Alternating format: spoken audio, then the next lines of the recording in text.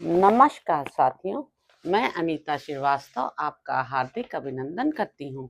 श्रीमद् वाल्मीकि रामायण में आज का प्रसंग है रावण का प्रहस्त के द्वारा हनुमान जी से लंका में आने का कारण पूछवाना और हनुमान जी का अपने को श्री राम का दूत बताना। समस्त लोगों को रुलाने वाला महाबाहु रावण भूरी आंखों वाले हनुमान जी को सामने खड़ा देख महान रोष से भर गया। साथ ही तरह तरह की आशंकाओं से उसका दिल बैठ गया। अतः वह तेजस्वी वानर राज के विषय में विचार करने लगा। क्या इस वानर के रूप में साक्षात भगवान नंदी यहाँ पधारे हुए हैं, जिन्होंने पूर्व काल में कैलाश पर्वत पर जबकि मैंने उनका उपहास किया था मुझे शाप दे दिया था। वे ही तो वानर का स्वरूप धारण करके यहाँ नहीं आए हैं, अथवा इस रूप में वाणासुर का आगमन तो नहीं हुआ है। इस तरह तर्क वितर्क करते हुए राजा रावण ने क्रोध से लाल आंखें करके मंत्रीवर प्रहस्त से समयानुकूल गंभीर एवं अर्थयुक्त बात कही। अमात्य, इस दुरात्मा से पूछो तो सही, यह कहाँ से आया है, इसके आने का कारण क्या है, वृंदावन को उजाड़ने और राक्षसों को मारने में इसका क्या उद्देश्य था, मेरी दुर्जयपुरी में जो इसका आना हुआ है इसमें इसका क्या प्रयोजन है, अथवा इसने जो राक्षसों के साथ युद्ध छेड़ दिया है उसमें इसका क्या उद्देश्य है। ये सारी बातें इस दुर्बुद्धि वानर से पूछो।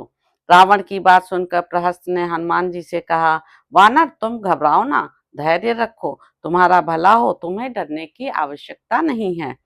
यदि तुम्हें इंद्र ने महाराज रावण की नगरी में भेजा है तो ठीक ठीक बता दो, वानर डरो ना, छोड़ दिए जाओगे।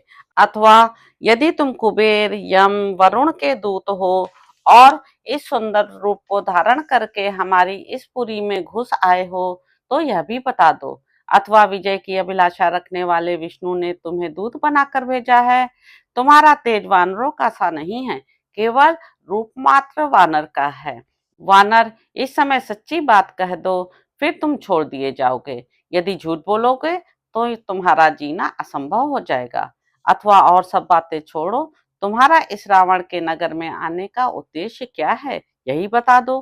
प्रहस्त के इस प्रकार पूछने पर उस समय वानर श्रेष्ठ हनुमान ने राक्षसों के स्वामी रावण से कहा, मैं इंद्र यम अथवा वरुण का दूत नहीं हूँ, कुबेर के साथ भी मेरी मैत्री नहीं है और भगवान विष्णु ने भी मुझे यहाँ नहीं भेजा है।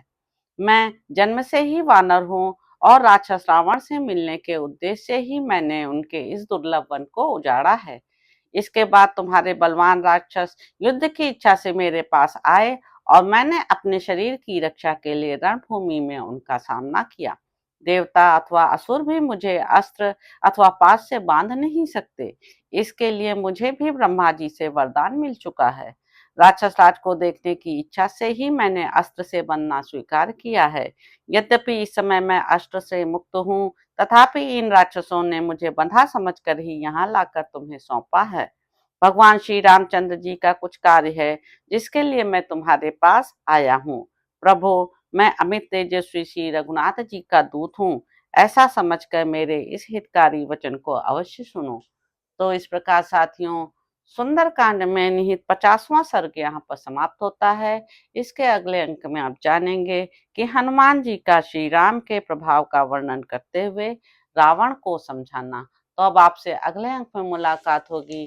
मेरे YouTube चैनल संवाद विद अनीता को लाइक करें, शेयर करें, सब्सक्राइब करें। धन्यवाद साथियों।